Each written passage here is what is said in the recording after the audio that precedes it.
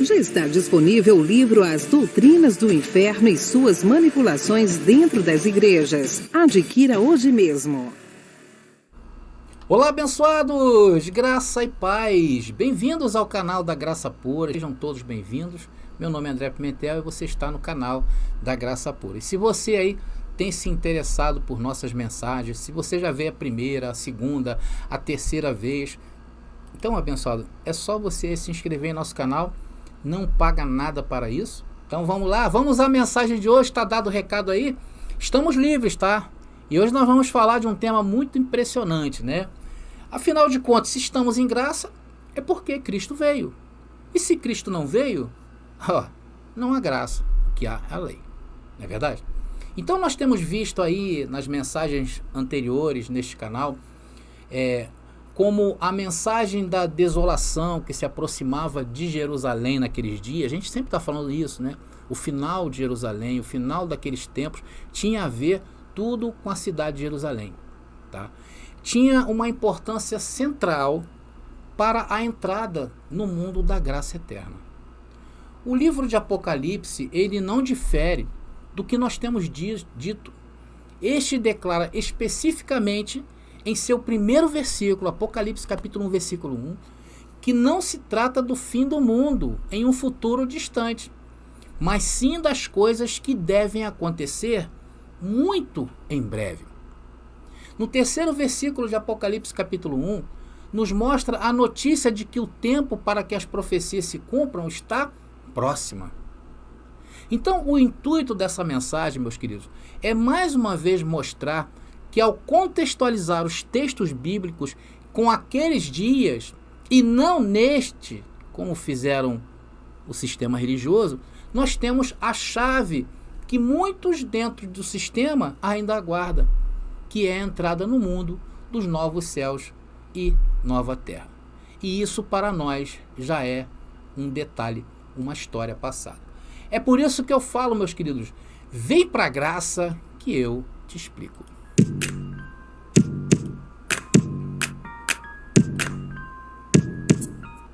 Então, meus queridos, como nós íamos falando nessa pequena introdução que eu fiz com vocês aí, o livro de Apocalipse, ele corrobora com o nosso entendimento. E o nosso entendimento valoriza a Bíblia. Então, logo no começo, olha o que João escreve em Apocalipse capítulo 1, versículo 1. Olha o texto, diz: revelação de Jesus Cristo, que Deus lhe deu para mostrar a seus servos os acontecimentos que ocorrerão muito lá na frente, muito distante, um futuro de 2000 anos. Não, ali ocorrerão o quê? Em breve. E queridos, essa palavrinha em breve aí, ela é em grego, ela é tachos. Eu vou falar sobre ela daqui a pouquinho. Vamos completar. Ele enviou um anjo para apresentá-la a seu servo João. E no verso 3, o entendimento sobre isto se acentua mais ainda. Vamos lá. Apocalipse capítulo 1, versículo 3. Diz o texto: feliz aquele que lê as palavras desta profecia, e felizes são aqueles que ouvem sua mensagem e obedece ao que ela diz, pois o tempo está distante. O tempo está daqui a 2000 anos, você vai pensar nisso para mais de 2000 anos. Não. O que diz o texto aí? Pois o tempo está próximo. E essa palavrinha em grego, ela quer dizer egos. Eu vou falar também um pouquinho sobre essa palavra daqui a pouco. Então, ambas essas declarações são também repetidas lá no encerramento do livro de Apocalipse. Então, no começo e no fim do livro de Apocalipse, já dá uma ideia do que se trata esse livro. Olha lá, diz o texto: então o anjo me disse: tudo que você ouviu e viu é digno de confiança e verdadeiro. O Senhor, o Deus dos espíritos dos profetas, enviou seu anjo para dizer a seus servos o que acontecerá em breve.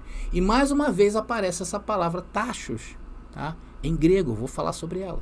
E também em Apocalipse agora, no versículo 10, que diz o texto: em seguida disse: não lacre com um selo as palavras proféticas deste livro, mostrando que, queridos, que as coisas que estavam para acontecer seria breve. Inclusive Daniel, quando Daniel recebeu O anjo mandou ele lacrar. Aí o anjo já não manda lacrar. Então por quê? Porque o tempo estava próximo. Inclusive, a próxima frase diz, porque o tempo está próximo. E essa palavra próximo, ela é egos. Então essas duas palavras bem acentuadas do texto, breve e próximo, que em grego é respectivamente tachos e egos, você vai entender do que se trata essas palavras em grego. Ela diz ali, olha, tacos ou tachos, velocidade. Tá? Então a definição dela é de velocidade, rapidez, apressadamente, imediatamente. Como nós podemos aceitar um contexto de 2000 anos para os dias de hoje, para ainda contar daqui para frente, porque Jesus ainda não veio. As profecias deste livro estão em aberto. É assim que o sistema prega, não é verdade? E a palavra egos, está aí também no mesmo aí. No lugar ou no tempo. Definição próximo, no local ou no tempo. A definição é próximo. E que próximo é esse que está tão distante de 2000 anos? Que selo é esse que não lacra, que o anjo não mandou João lacrar as palavras proféticas deste livro? Então, abençoados, essas palavras não deixam para nós nenhuma dúvida e não dá nenhuma ideia de que esse breve e próximo pudesse ser estendido até os dias de hoje, para ainda se tornar o futuro. Porque o sistema, queridos, está em Maranata. Ora vem Senhor Jesus. Só que, se esses versículos ainda correspondem aos dias de hoje, que Jesus ainda não veio, logo não estamos em graça. Logo estamos na lei. Então, meus queridos, o que eu quero que vocês entendam é que as profecias contidas neste livro de Apocalipse não se referem aos dias de hoje, e sim eram profecias contra Jerusalém, ainda que de forma simbólica. Estava contra a grande cidade, onde também Yahushua foi crucificado. Então, todos esses versículos aparecem aí para vocês, são profecias contra Jerusalém. Amados, só aí em Apocalipse, eu vou botar para vocês agora, só aí em Apocalipse, eu vou ler Apocalipse capítulo 11, versículo 8, mas essas referências que está aqui, deixa eu botar logo, essas referências que estão aí embaixo, vocês leem que tem tudo a ver. Diz ali o texto, vamos ver o texto que eu selecionei. Os corpos ficaram estendidos na rua principal da grande cidade. Que grande cidade é essa? Chamada figuradamente Sodoma e Egito, onde seu Senhor foi crucificado. Então, para qual cidade estava sendo dirigida as profecias deste livro? Para onde o Senhor foi crucificado. E hoje podemos dizer que o Senhor foi crucificado aqui no Rio de Janeiro? Nós podemos dizer que o Senhor foi crucificado em Brasília, nos Estados Unidos, na Inglaterra? Claro que não. Depois vocês lêem essas outras referências, tá abençoado? Apocalipse capítulo 14, 8, aí vai. Então imaginar o contexto desses versículos nos dias de hoje passa a ser um crime. Mas a tradição cristã conseguiu, com seus concílios, né, as reuniões deles lá, né, sufocarem os escritos, dando mais atenção aos homens.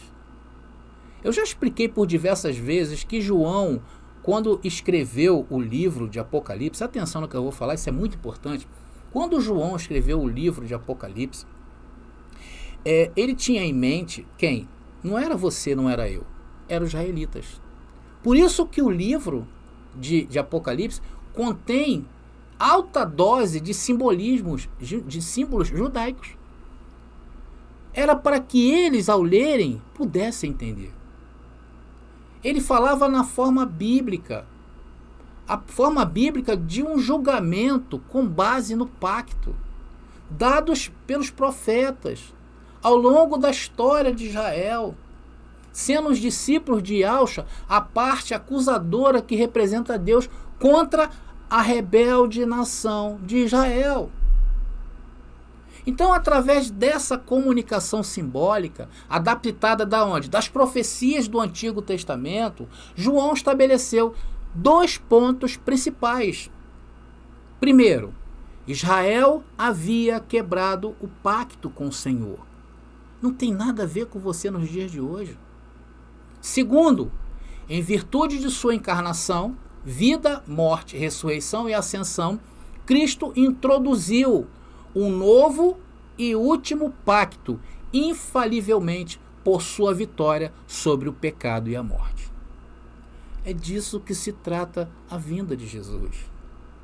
A vinda de Jesus não se trata de um fim do mundo cosmos. Era o renovo de Deus para o mundo. Estava saindo de cena um pacto, uma lei, e estava entrando quem? Novos céus e nova terra, um novo de Deus. O vinho novo de Deus. Depois vocês leiam, abençoados, os capítulos 4 e 5 de Apocalipse, e vocês irão notar a imagem fundamental da primeira visão da corte do céu.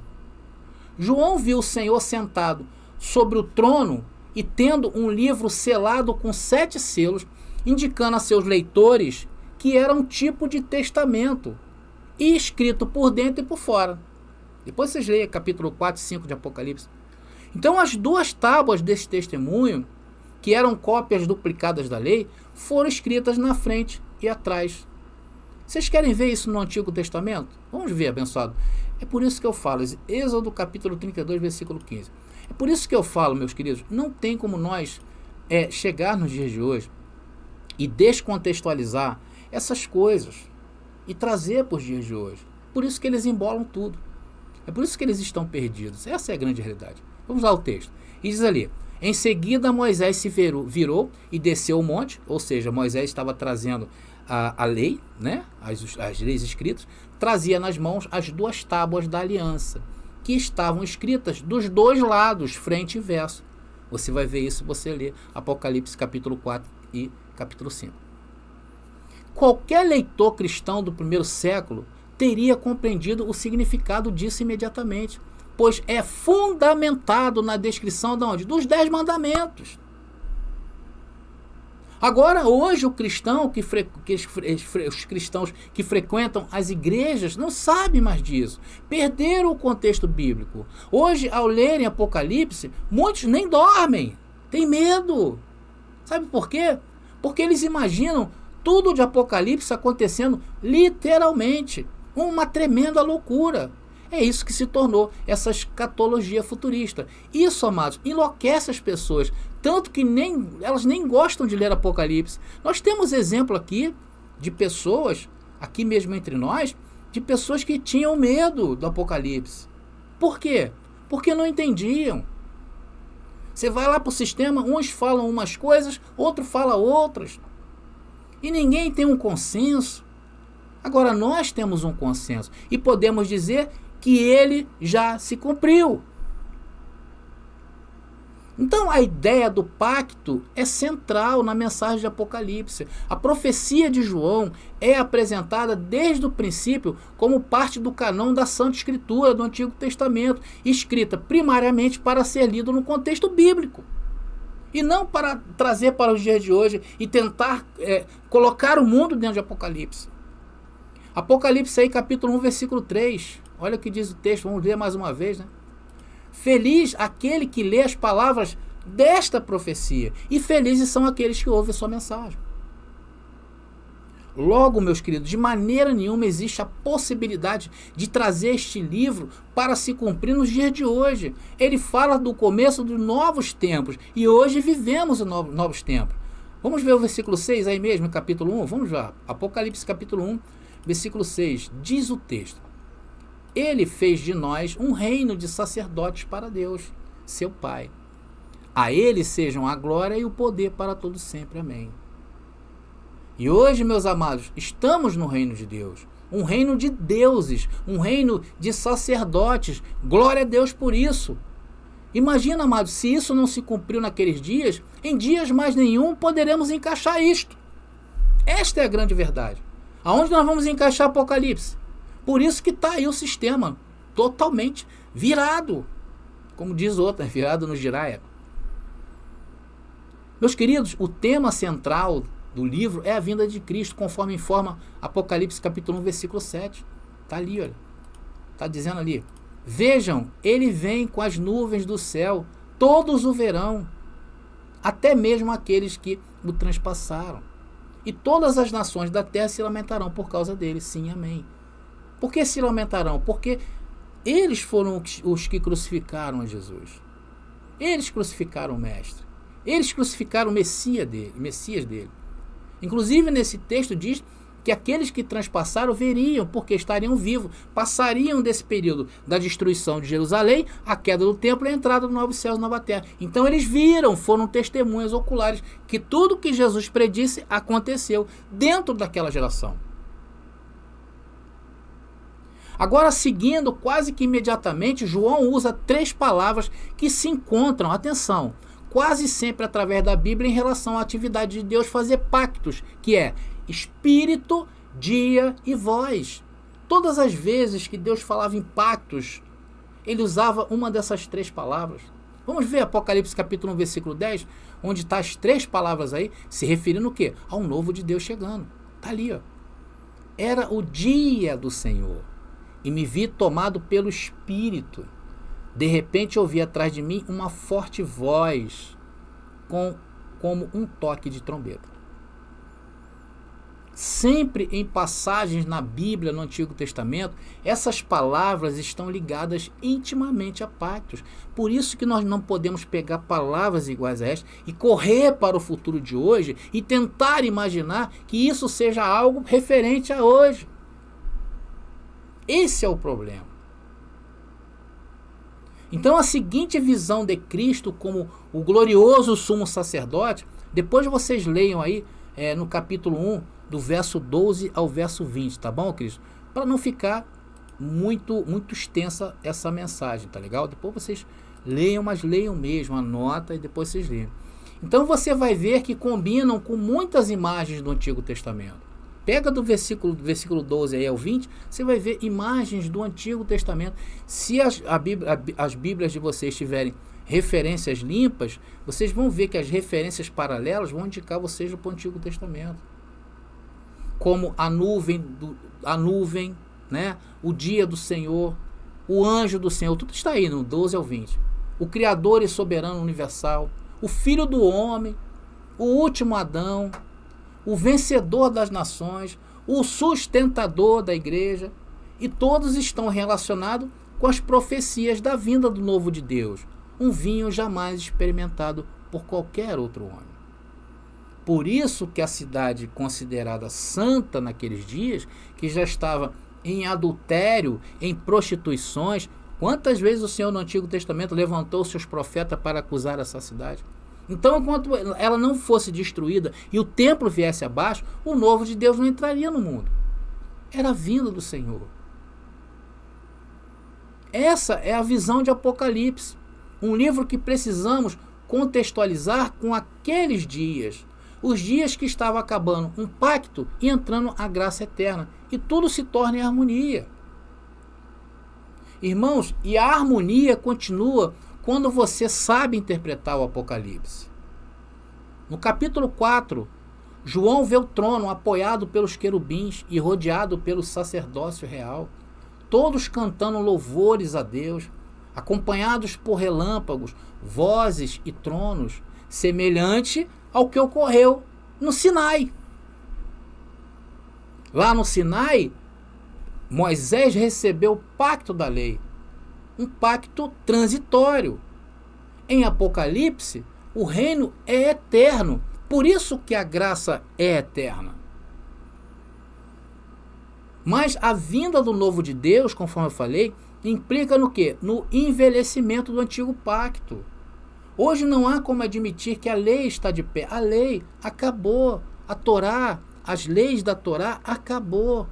Caducou quando Jerusalém foi destruída.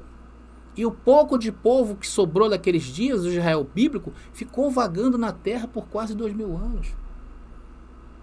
Então a vinda de Deus implica no envelhecimento do antigo pacto e o julgamento da Israel apóstata.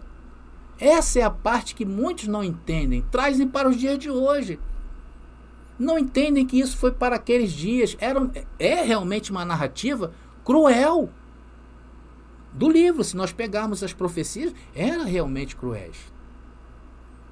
Por isso, meus irmãos, nós que cremos na escatologia consumada, né, estudamos a Bíblia, como um livro que foi escrito naqueles dias, respeitamos aqueles dias. Nós vamos lá para trás para buscar informações, para tentar encontrar o futuro dentro da Bíblia. Agora, quando nós não respeitamos isto, nós não estudamos a Bíblia como se fosse um livro escrito há muito tempo, ou se não invertendo como se fosse um livro escrito para hoje e para um futuro, nós não vamos lá atrás pensar nisto. Nós pensamos a partir de agora. E quando eu começo a partir de agora a pensar em Apocalipse, meu irmão, vai dar M, vai dar ruim. Como é que eu posso interpretar uma profecia daquelas bem cabeludas, né? Por isso, meus irmãos, que ao observar o Antigo Testamento, nós vemos os profetas, eles falavam como advogados de acusação contra Israel, dizendo, ai de vós, não é verdade? Quantos ais a Bíblia tem? Está cheio de ais. E todas as profecias contra Israel era Deus instituindo uma ação dura contra eles, como a quebra de um contrato. Eles quebraram um contrato firmado com Deus. Essas profecias ou documentos, muitos deles foi registrado, como na profecia de Ezequiel, que nós vamos ver agora, que João usou como modelo para a sua profecia. Por isso que a gente vai lá atrás buscar essas informações. Ezequiel fala de receber um rolo de papel contendo uma lista de ações judiciais contra Israel. Vamos ver, abençoado? Incrível isso. Eu vou trazer uma síntese, tá bom, abençoado? De Ezequiel, capítulo 2, do versículo 3 ao versículo 10. Depois vocês leiam lá, tá? Diz o texto: E disse-me ele, filho do homem, eu te envio aos filhos de Israel, as nações rebeldes que se rebelaram contra mim. Eles e seus pais têm transgredido contra mim até o dia de hoje. E quando olhei, eis que tua mão se estendia para mim, e eis que nela estava um rolo de livro, e abriu-o diante de mim, e o rolo estava escrito por dentro e por fora. Olha aí, uma alusão à lei e a alusão à profecia de João lá, ao que João viu. Estava escrito por dentro e por fora. E nele se achavam escritas lamentações, suspiros e ais. Meu querido, tremendo, né? Vocês estão vendo que riquezas de detalhes nós temos nessa profecia?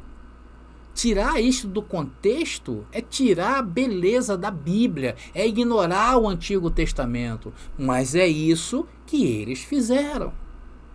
Eles ignoraram o Antigo Testamento, que se refere à vinda de Jesus. Eles só usam o Antigo Testamento para ficar contando historinhas, já viu? Para o povo. Ou então arrancar dinheiro aí com Malaquias, essas passagens loucas aí. Ou então para condenar as mulheres. Eles adoram fazer isso, condenar as mulheres. As mulheres são vítimas. Vítimas de um sistema. Vítima de pessoas que não entendem a Bíblia e querem submeter as mulheres à escravidão. É isso. E Deus está rompendo isso, meus queridos. Ou então acusar as pessoas de querer ser livres, e aí vem com filosofias inúteis do Antigo Testamento. Isso eles sabem fazer. Igual uma vez, quando eu estava no sistema, a irmã lá, falando da outra, que tinha feito uma tatuagem. Ih, irmã, isso aí não é de Deus não. Aí foi lá no Antigo Testamento, meu irmão. E como a gente não tinha defesa, abençoado, baixava a cabeça. Agora, contextualizar tudo isto com a vinda já acontecida de Cristo, isso eles ignoram. Isso eles abominam. Sabe por quê? Porque isto vai trazer a liberdade gloriosa dos filhos de Deus. Essa é a verdade. Vocês estão vendo aí como todo o Apocalipse foi uma cobrança em cima de Israel, em cima de tudo que eles praticaram. E o livro fala de condenação da cidade de Jerusalém, do seu povo também e do seu templo.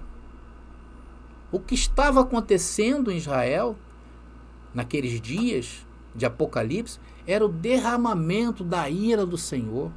Chegou um ponto que nem perdão mais o Senhor estava aceitando. Essa é a grande verdade. E quando isso aconteceu, quando tudo aquilo ali foi destruído, Israel bíblico foi dizimado, ali estava determinado novos céus e nova terra, ou seja, a entrada da graça eterna no novo mundo de Deus, preparado para as novas criaturas que somos nós, que sabem lidar com as coisas de Deus em espírito e em verdade. Ok, meus irmãos, meus queridos?